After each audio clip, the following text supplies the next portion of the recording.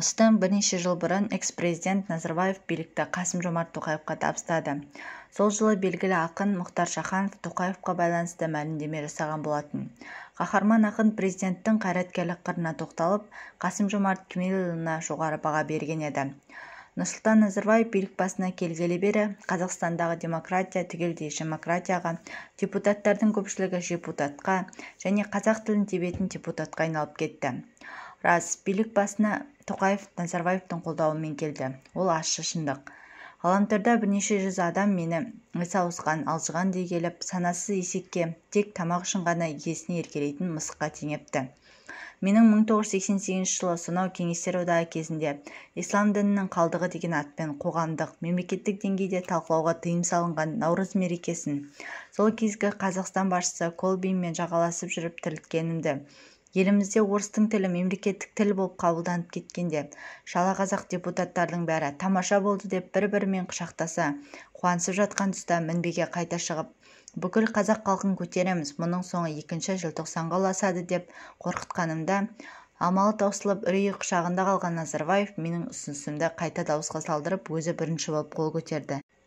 Сөйтіп, елімізде менің шындылығымның арқасында қазақ тілі мемлекеттік тіл атанғанын сол кездегі ересек адамдар білгенімен қазіргі жастардың білмейтіні айқын.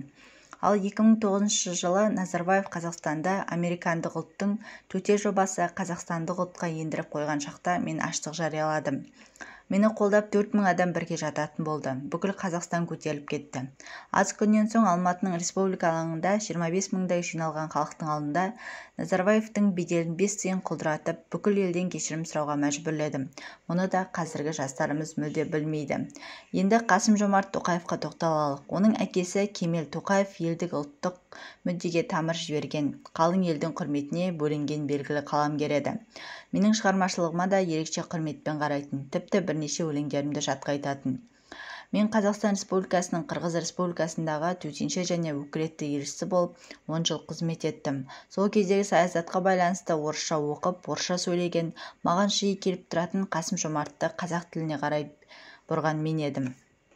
2015 жылы Қытай Халық Республикасының Шанхай қаласында 150 мемлекеттің өкілдері қатысқан үлкен жиында және онда өткен конкурста әлемнің барлық басты тілдеріне аударылған Шыңғыс Айтматов екеуміз бірлесіп жазған ғасыр айрығындағы сырласу атты кітабымыз 21 ғасырдың ең озық парасатты кітабы деп бағаланды.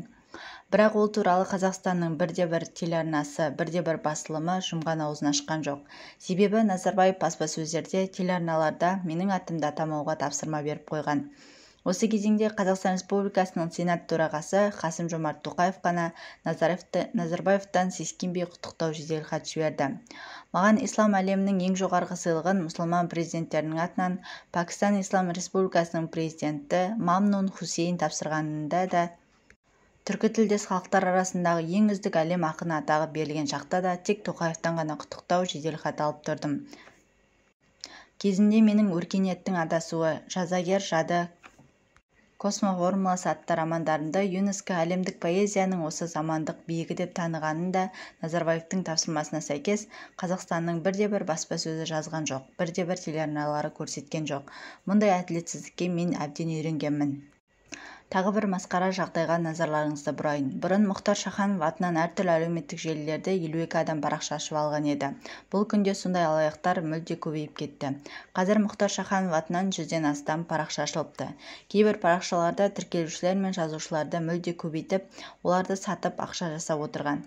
Осындай арандатушылық тоқталмаса, менің қорғаушыларым әлгінде алаяқтарды сотқа беруге әзірленіп отыр.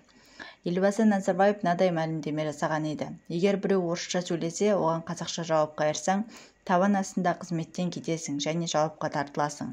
Елбасының бұл сөзі телеарна арқылы ұмытпасам 2 рет берілді. Әртүрлі ұйымдар, зиялылар және парламент мүшелері қатысқан үлкен жиындағы телеарна арқылы берілген сөзімде осындай дөрекі пікір үшін Назарбаев бүкіл қазақ халқынан кешірім сұрауы керек дегенмін. Қасым-Жомарт Тоқаев билік басына тікелей Назарбаевтың қолдауымен келсе де, ол бірнеше рет елбасының ұстанымдарына қарсы шығып, дара мінез көрсетті. Ең басты тіл қазақ тілі болуы керек. 3 тұғырлы, 4 тұғырлы, 5 тұғырлы тілдерге нүкте қоюымыз қажет деді.